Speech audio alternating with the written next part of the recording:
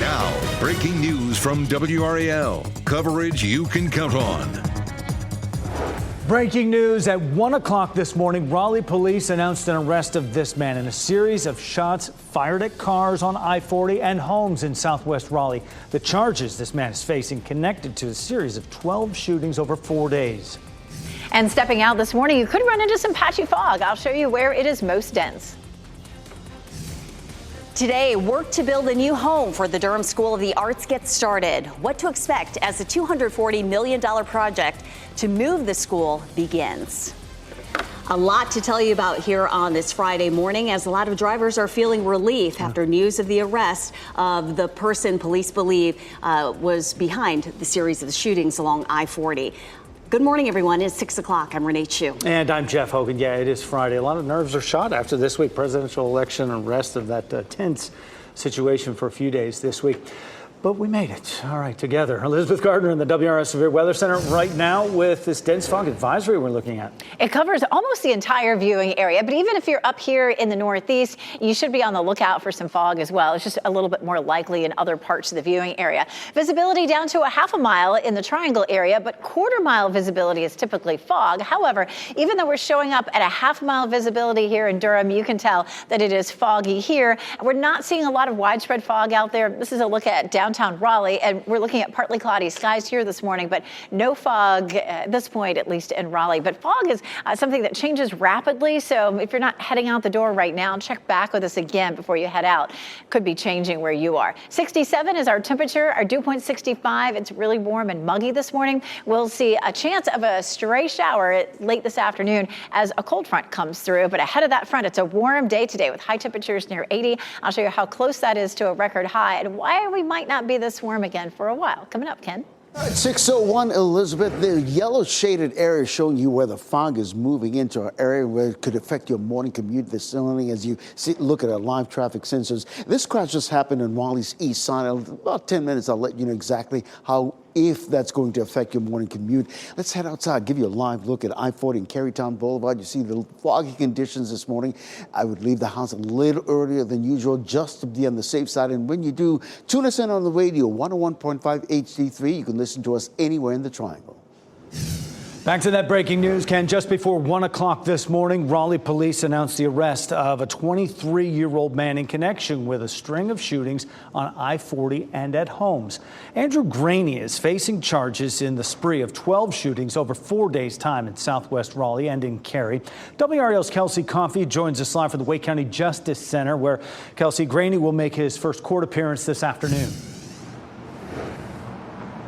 Yes, Jeff, 12 shootings in 4 days, and now one man is in custody. 23-year-old Andrew Graney will be appearing here in court later this afternoon, and our cameras were there as Graney was charged with multiple felonies overnight, including assault with a deadly weapon and discharging a weapon into an occupied dwelling or vehicle.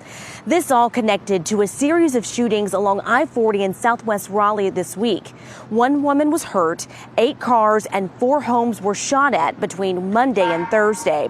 Sky 5 captured this video as more than 24 officers arrested Graney in a southwest Raleigh neighborhood. Another man was taken into custody. He was later released and wasn't charged. Graney is scheduled to appear here in court this afternoon at 1:30. Kelsey Coffey, WRAL News, live in Raleigh. NC State's campus is on business as usual today after students got a wolf alert over shootings at cars. 2 happened very close to the Centennial campus yesterday morning. Students say they feel safer knowing that police have someone in custody. Some say they took different routes to campus to avoid I-40. Security on campus was increased while officers patrolled the area.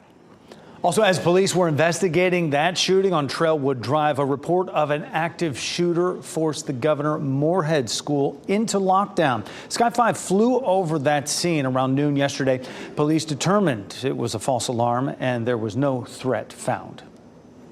This morning, a groundbreaking will kick off work on the new location of the Durham School of the Arts. WRAL's Heidi Kirk is in Durham this morning. And Heidi, the school is moving out of the home that it's had in downtown for a century. Renee, you've got that right, and it's a $240 million project. That groundbreaking is going to kick off just hours from now here in North Durham at this location behind me. But go ahead and take a look at the area where we are standing from above. Now, the current location, as you mentioned, it's been around for more than 100 years in downtown Durham. And now take a look at some of the renderings of what the new building's going to look like. The new building's going to feature 108 classrooms, a music building with a new 800-seat concert hall, a theater building with a 100-seat black box theater, and a 500-seat theater on top of that. Now, as you mentioned, that groundbreaking is coming up this morning at 9:30 right here where we're standing in North Durham. There's going to be a number of school officials, including the superintendent, several Board of Education members making speeches, and of course community members whose students will be coming to this school just years from now. Heidi Kirk, WRAL News, live in Durham. Josh Stein is now sharing the names of the people who will help him transition from the Attorney General's office to the governor's mansion. Stein defeated Mark Robinson in the governor's race on Tuesday. Stein announced the names of 6 people who will help him hire staff for his new administration. The team includes the Department of Justice Chief of Staff, the mayor of Asheville, a former state senator, and more names. You can read the full list at WRAL.com. New this morning, NBC News projects President-elect Donald Trump has won Nevada in the presidential race. The state was called around 12:30 this morning. Trump lost Nevada's 6 electoral votes in both his previous runs for the White House. This is the first time since 2004 that a Republican has won Nevada. The state went for George W. Bush that year. Some history already with President-elect Donald Trump's administration. He has chosen Susie Wiles to be his chief of staff. She'll be the first woman ever to serve in that role. Trump's transition talks are ramping up as he works to decide who will serve in his cabinet. He's said to have several options for Secretary of State, including Senator Marco Rubio, former National Security Advisor Robert O'Brien, and former Ambassador to Germany Rick Grenell. Trump may consider Congressman Mike Waltz or former Secretary of State Mike Pompeo to lead the Department of Defense. The president-elect's mass deportation plans are already seeing protests. A group gathered in New York last night to protest against Trump's proposed agenda. They held signs with messages that read, "Protect our communities" and "Immigrants are New York." They say they will continue to fight for the rights of undocumented immigrants in New York. Chris Lovingood here in the WRAL Live Center, working to get more information regarding the situation unfolding in Amsterdam as investigators say 62 people are arrested because of anti-Semitic rioters attacking supporters here. This is a post from the Netherlands Prime Minister essentially saying that he is watching this happening right now and that he is working with investigators trying to get more information, including the situation unfolding in the Middle East. I want to show you video on your screen right now of what exactly happened overnight. There were people going through the streets. They were getting kicked, and there is some part of this video we just cannot show you. I can tell you, though, that people were run over in one video, and some people were being kicked very hard on the ground here. Israel has actually sent planes to fly home these soccer fans who were being attacked after this game. We're watching to see closely if the United States will be responding at all regarding this situation unfolding. We'll watch that here on the WRAL Live Center. Also this morning, fire conditions are improving in Southern California bit by bit. The winds fueling the so-called mountain fire are starting to die down just a bit. Officials say at least 10 people have been injured in Ventura County, mostly smoke inhalation victims. More than 130 structures are destroyed. Nearly 90 are damaged after that wildfire ripped through that area over the last 2 days. As of this morning, the fire has burned over 20,000 acres. It is only 5% contained. Governor Roy Cooper will visit Western North Carolina this afternoon. He'll attend a recovery meeting with local leaders in Morganton today at 1. His visit comes a few days after the DOT announced that they hope to partially reopen I-40 in the mountains by New Year's Day. Rashida Jones is speaking about her dad's legacy after his death. The actress's honor for music legend Quincy Jones.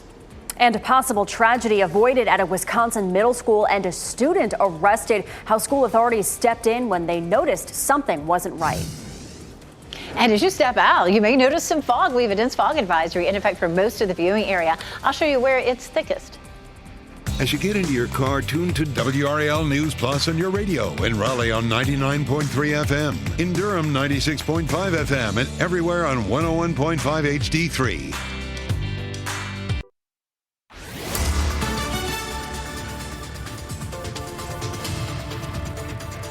It is 6:12, and we have a dense fog advisory that's in effect until 9 o'clock. We're seeing some patchy fog around the Triangle area. We're going to go into a little bit more detail coming up, but there's no fog at Carolina Beach this morning. I just couldn't pass this up. An absolutely gorgeous view of the sunrise there. And, this is a time of year where, temperatures are still mild. The water temperatures are starting to cool off a little bit, but fishermen love to head to the beach this time of year. It's been really warm, but we are seeing some pretty big changes. Tomorrow, high temperatures are likely to be in the mid to upper 60s along the coast. So, it's probably going to be jacket weather along the beaches. And then Sunday, same story. Tomorrow's going to be really nice and bright with a lot of sunshine, but we may see a bit more cloud cover on Sunday. We'll talk more about our local weekend forecast. Chances for rain coming up, Ken. Elizabeth, weather and traffic every 10 minutes. And here you see the yellow shaded area showing where that patchy fog showing up in parts of the Triangle this morning. We do have reports of this crash at Nidale Boulevard in the eastbound lane near Smithfield Road, not causing any problems for you this morning, but just thought you should know about it. Let's head outside, show you a live look at US 1, Highway 64 near Tryon Road and Highway 55. You can see that it's foggy conditions that Elizabeth just mentioned. And if you're getting ready to head out, these conditions are changing rapidly. Tune us in on the radio, 101.5 HD3. You can listen to us anywhere in the Triangle. Ken, thanks. More dairy farm workers caught bird flu than the numbers reflected in official counts. A new study says 7% of workers on dairy farms where cows were infected with bird flu caught the virus themselves. The CDC now says all workers on farms with infected cows should be tested, even if they don't have symptoms. There have been 46 human cases of the virus reported in the U.S. this year. A potential tragedy was avoided in Wisconsin after a teenager attempted to go into an elementary school with some suspicious bags. WRAL's Michelle McConaughey is here with what we know about this right now. Michelle, this teen may have been armed. Yeah, Jeff, this is scary. Police in Kenosha, Wisconsin did not confirm if a weapon was actually found on the teen at the time of the confrontation. They said that they believe firearms were inside the bags he carried, though. The teen entered Roosevelt Elementary School yesterday morning with a black duffel bag and a backpack, and he was quickly questioned by school staff. They fled the scene when they were approached. Authorities were able to verify the suspect's location and were eventually able to convince him to surrender. Police said their investigation revealed that the suspect shared videos and made several comments to fellow students for weeks leading up to Thursday. We narrowly missed a tragedy today. And we're just going to re-encourage everybody when they see something, say something, help us out, have those talks with your children. These videos shouldn't have been seen by us today. This should have been reported to us earlier. And the school was placed on a secure hold. Authorities said that 13-year-old was arrested. The school superintendent said safety work done by the school in advance prevented further tragedy. Michelle, thanks. Parks and Recreation star Rashida Jones is talking about the recent death of her father, music legend Quincy Jones. Rashida Jones took to Instagram to pay tribute to her father with this sweet picture. She wrote that he made everyone feel loved and seen, and that, quote, that's his legacy. Quincy Jones worked with a slew of iconic singers like Frank Sinatra to Michael Jackson. Jones died at the age of 91 on November 3rd. 5 on your side is talking taxes now to save you money later. Tune in Wednesday from 4 until 7 p.m. for Tax Pros on Call. This event is all about tax planning. Federally licensed enrolled agents will be taking your calls about everything from adjusting your withholdings to dealing with penalties and changing to tax laws. Now, best of all, it's completely free. Get your questions ready and call Tax Pros this Wednesday.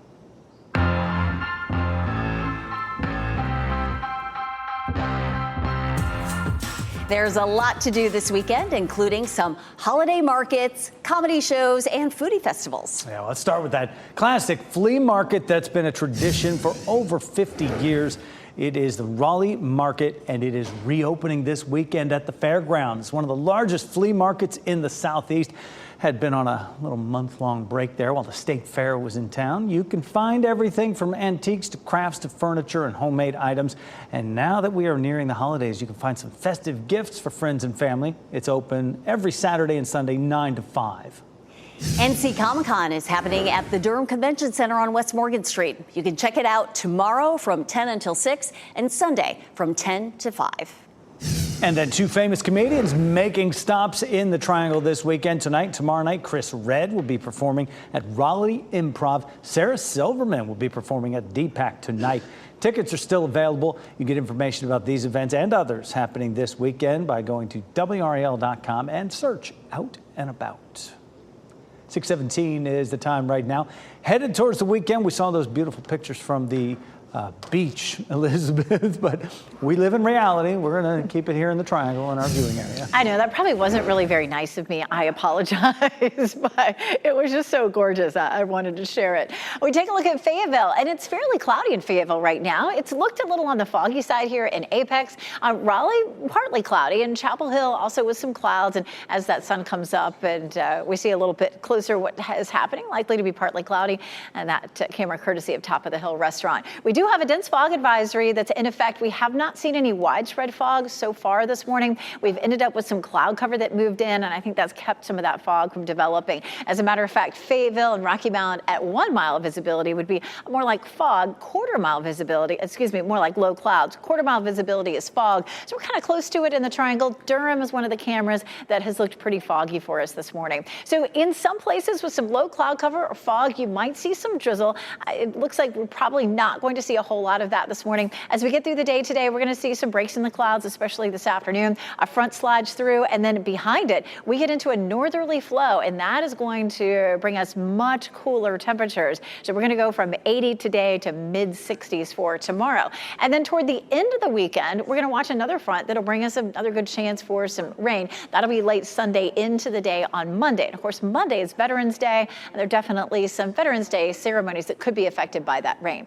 Sunday afternoon, we may start to see some of the rain developing. Most of that's probably going to be late afternoon into the evening. Monday morning, some showers, and we should start to see that clearing out during the afternoon. But this version of Futurecast wants to linger a little bit of moisture into the evening, so we'll keep our eye on that. But late Sunday afternoon and then into Monday will be our next best chance for rain across the area. And boy, do we need it. We take a look, we're anywhere from 2 to about 15% of our normal rainfall for the last month or so.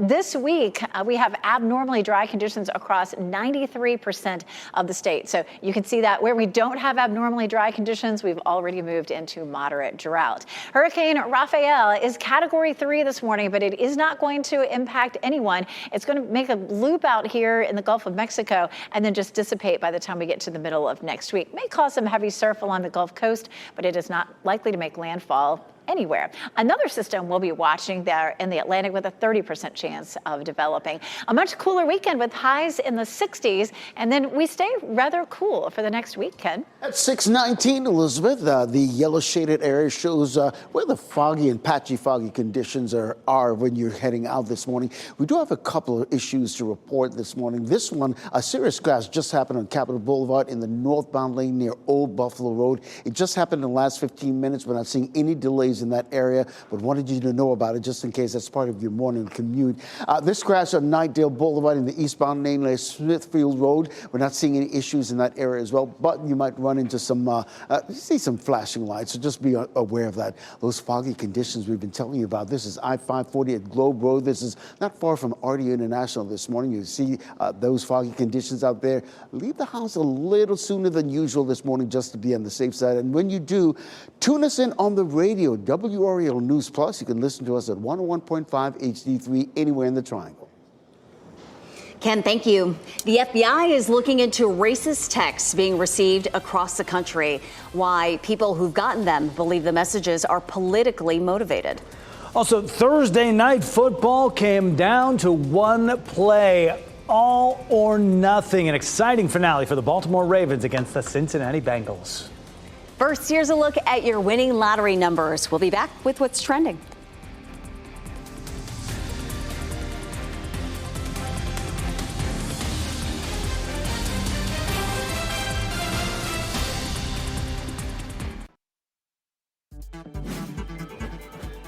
This What's Trending report, sponsored by Rug & Home. Fans of a galaxy far, far away will have 3 more reasons to go to the movie theater. How about this? Ken Smith now with what's trending. Ken. Yeah, they've had a lot of reasons up until now. Lucasfilm says the next Star Wars trilogy is in its early development phase. There's been no official word regarding the plot details, though. The series will follow the conclusion of the original 9-chapter Skywalker saga that ended back in 2019. Well, then the rise of Skywalker. I mean, you go down the list of this. Just when you thought they said they were done, there's more money to be made. Of course. They are going to capitalize on that. Let's just keep this thing going. Yeah. Star Wars lives on. You It'll got a never new end. generation growing up every day, right? Never end. Hey, it's the holiday season. Of course, Macaulay Culkin is trending. But no, we're not talking Home Alone. He's joining one of the biggest streaming shows. He shared this post to Instagram confirming he will be part of the cast of the next season of Fallout. According to Deadline, Culkin will play a crazy genius-type character. Yeah, Fallout is based off a video game series. It's won 16 Emmy nominations in its first year. So Macaulay Culkin, now a big part of that. And, you know, Ken, just like you, I will always just picture him as Kevin in Home Alone. The man's 45 years old now. I know. But he will always be Kevin. Absolutely. Right there Especially with you. as we come close to the holidays right Holidays now. again. Ken, thanks. Raleigh's e-bike rebate program closes on Sunday. You can apply for a voucher to be used to buy a brand new electric bicycle. It's part of the city's effort to reduce greenhouse gas emissions and support its community climate action plan.